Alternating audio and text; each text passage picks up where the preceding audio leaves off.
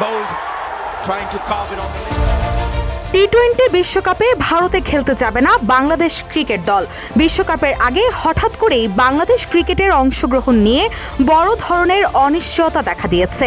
ভারত শ্রীলঙ্কায় অনুষ্ঠেয় আসন্ন বিশ্বকাপকে ঘিরে যখন প্রস্তুতির শেষ ধাপে বাংলাদেশ টাইগার্সদের, ঠিক তখনই ভারতে না যাওয়ার কঠিন সিদ্ধান্ত নিল বাংলাদেশ ক্রিকেট বোর্ড। টুর্নামেন্টের লিগ পর্বে বাংলাদেশের 4টি ম্যাচই ভারতে অনুষ্ঠিত হওয়ার কথা থাকলেও নিরাপত্তা শঙ্কার কারণে দেশটিতে দল পাঠানো সম্ভব নয় বলে জানিয়েছে বিসিবি।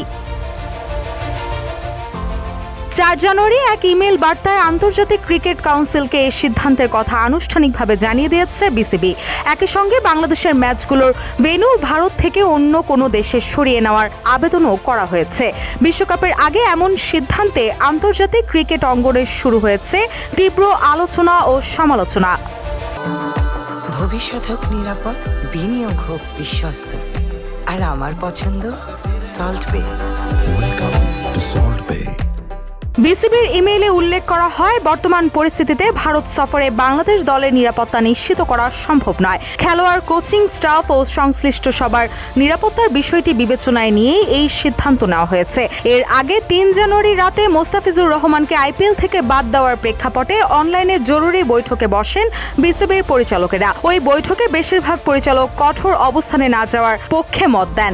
তবে পরবর্তীতে সরকারের হস্তক্ষেপ ও সার্বিক পরিস্থিতি মূল্যায়নের পর সিদ্ধান্ত পরিবর্তন করে বোর্ড। শেষ পর্যন্ত নিরাপত্তা শঙ্কার কথা সামনে এনে ভারতে দল না পাঠানোর সিদ্ধান্ত নেওয়া হয়।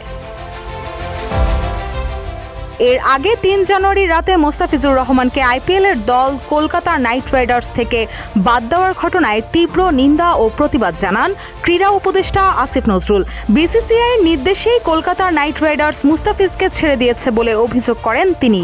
এক ফেসবুক পোস্টে তিনি লিখেন, উগ্র সাম্প্রদায়িক গোষ্ঠীর কাছে নতি স্বীকার করে বাংলাদেশের ক্রিকেটার মুস্তাফিজুর রহমানকে দল থেকে বাদ দেওয়ার নির্দেশ দিয়েছে ভারতের ক্রিকেট বোর্ড। আমি এর তীব্র নিন্দা ও প্রতিবাদ জানাচ্ছি।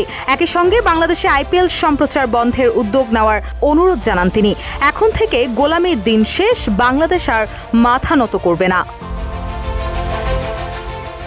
এদিকে পূর্ব ঘোষিত সূচি অনুযায়ী আগামী 7 ফেব্রুয়ারি কলকাতার ইডেন গার্ডেন্সে ওয়েস্ট ইন্ডিজের বিপক্ষে ম্যাচ দিয়ে টি-20 বিশ্বকাপের আসর শুরু করার কথা ছিল বাংলাদেশ দলের। একই ভেন্যুতে ইতালি ও ইংল্যান্ডের বিপক্ষেও গ্রুপ পর্বের ম্যাচ খেলার কথা রয়েছে বাংলাদেশ দলের। গ্রুপ পর্বের শেষ ম্যাচে নেপালের বিপক্ষে খেলতে মুম্বাই যাওয়ার কথা ছিল লাল সবুজের প্রতিনিধিদের। তবে বিসিবির এই সিদ্ধান্তের ফলে বাংলাদেশের ম্যাচগুলোর ভেন্যু ও সূচি নিয়ে নতুন করে অনিশ্চয়তা তৈরি হয়েছে। বিষয়টি নিয়ে এখন আইসিসির সিদ্ধান্তের অপেক্ষায় বাংলাদেশ ক্রিকেট বোর্ড। রুশা সুর, নিউজ ডেস্ক, ইত্তেফাক।